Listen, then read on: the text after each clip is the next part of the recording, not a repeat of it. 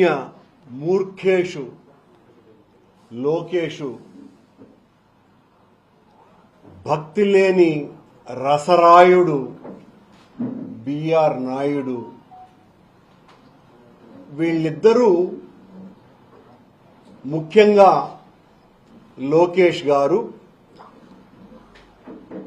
కరుణాకర్ రెడ్డి భూమన అధ్యక్షుడిగా ఉన్నప్పుడు ఈ పరకామణి చోరీ వ్యవహారమంతా నడిచింది అని వాళ్ళు చెప్పటం జరిగింది. మొట్టమొదట దానికి సమాధానం, నేను అధ్యక్షునిగా ఉన్నప్పుడు ఆ సంఘటన జరిగింది నిజమైతే నా తల అలిపిరిలో నరుక్కుంటా, కాదు అన్నప్పుడు వీళ్ళిద్దరూ బహిరంగ క్షమాపణన్నా చెప్పాల. నా మొట్టమొదటి డిమాండ్ అది. తల నరుక్కోవటానికి కూడా నేను సిద్ధంగా ఉన్నా. నేను అధ్యక్షునిగా ఉన్నప్పుడు జరిగింది అని పదే పదే మాట్లాడినారు. నేను దేనికైనా సిద్ధం. ఈ సందర్భంగా ఆ పరకామణి చోరీకి సంబంధించి త్రైలోక్యనాథుడైన వెంకటేశ్వర స్వామి దివ్యధామాన్ని టీడీపీ పార్టీకి, ఆ పార్టీకి సంబంధించిన సానుభూతి పరులకి, కొందరు వ్యక్తులకు అది రాజకీయ ఆట స్థలంగా మార్చివేసినారు ఈ కూటమి ప్రభుత్వంలో. జరిగింది ఒక్కటైతే దాన్ని చిలవలు పలవలు చేసి వక్రీకరించి తమ రాజకీయ స్వార్థం కోసమని స్వామి సన్నిధానాన్నే తమ స్వార్థ క్షేత్రంగా మార్చివేస్తున్నారు. 29/4/2003 సంవత్సరంలో జియర్ మఠానికి సంబంధించిన రవికుమార్ అనేటువంటి వ్యక్తి పరకామణిలో చోరీ చేస్తూ ఉండగా 8 $100 నోట్లు అతని దగ్గర విజిలెన్స్ వాళ్ళు పట్టుకోవటం జరిగింది.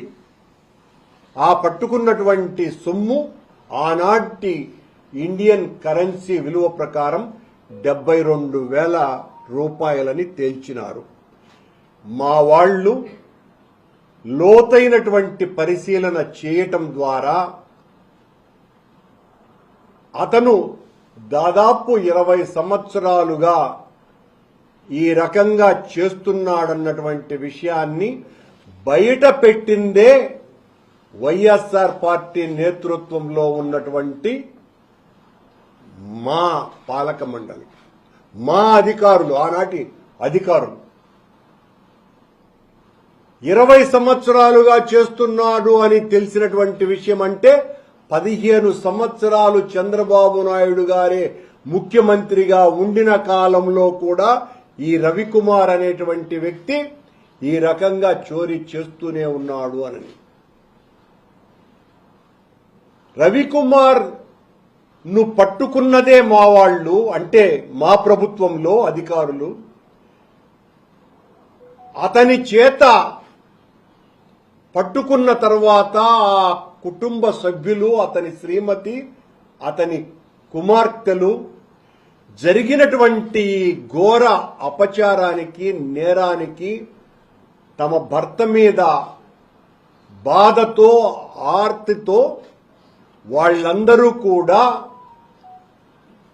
దేవస్థాన అధికారులను సంప్రదించి ప్రాయశ్చిత్తంగా, పాప పరిహారంగా, స్వచ్ఛందగా చేసినటువంటి తప్పుకు దేవుడికి కానుకగా, ప్రతిఫలంగా దాదాపు ఆ రోజున రిజిస్ట్రేషన్ వాల్యూ 14 కోట్ల రూపాయలైతే 100 కోట్ల రూపాయలకు పైగా ఉన్నటువంటి ఆస్తులను టీటీడీకి దఖలుపరచటం జరిగింది. అది జరిగినటువంటిది ఆనాడు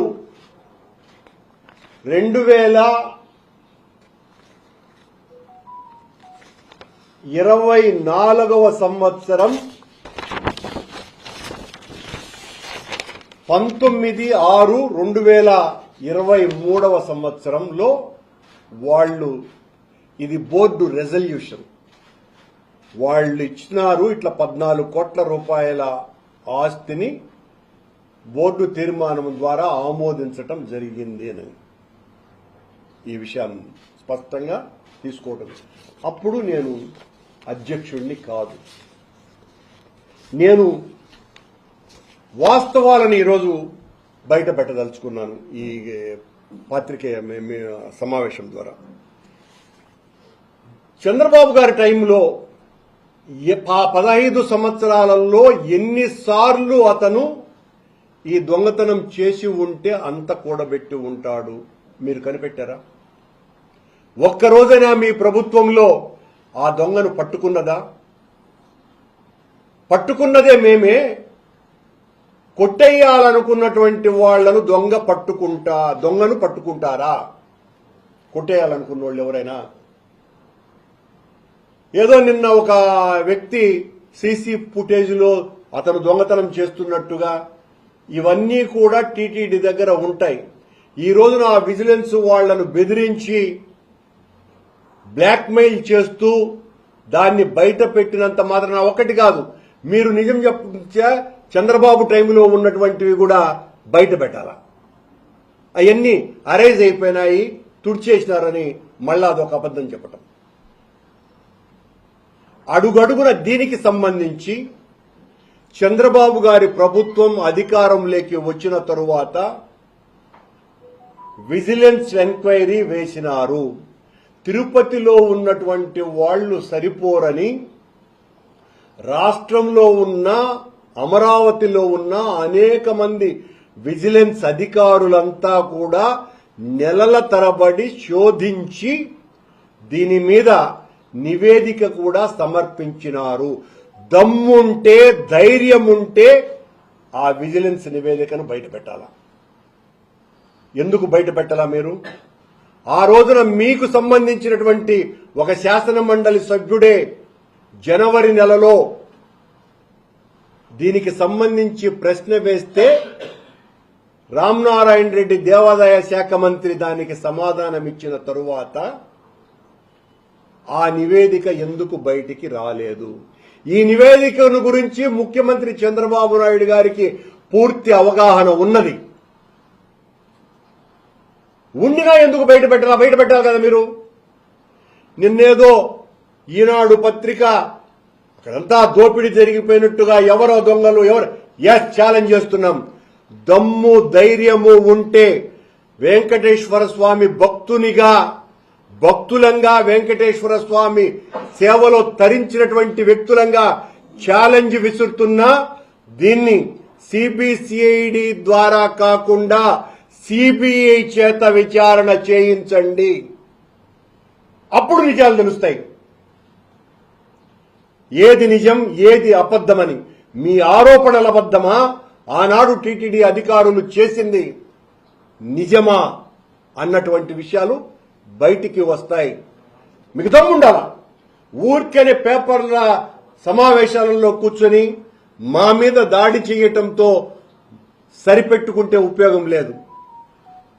100 కోట్ల రూపాయలకు పైగా దోపిడీ జరిగిందని చెప్తున్నారు కదా. మేమందరము ఆ డబ్బును దోచుకున్నాం అని చెబుతున్నారు కదా.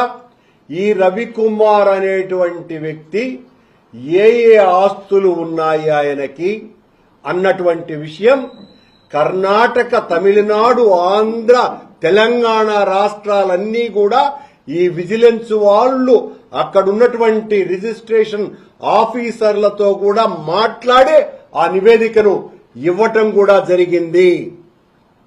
ఇంకా మీరు ఆ రవికుమార్కు ఉండేటువంటి ఎవరికైతే రిజిస్ట్రేషన్ చేయించినాడో మీరు అంటున్నారు మా బినామీలకో లేకపోతే మాకో లేదా రవికుమార్కు సంబంధించినటువంటి బినామీలో ఏదైనా కూడా నిగ్గు తేలాలంటే సిబిఐ చేత ఎంక్వైరీ చేయించాలి.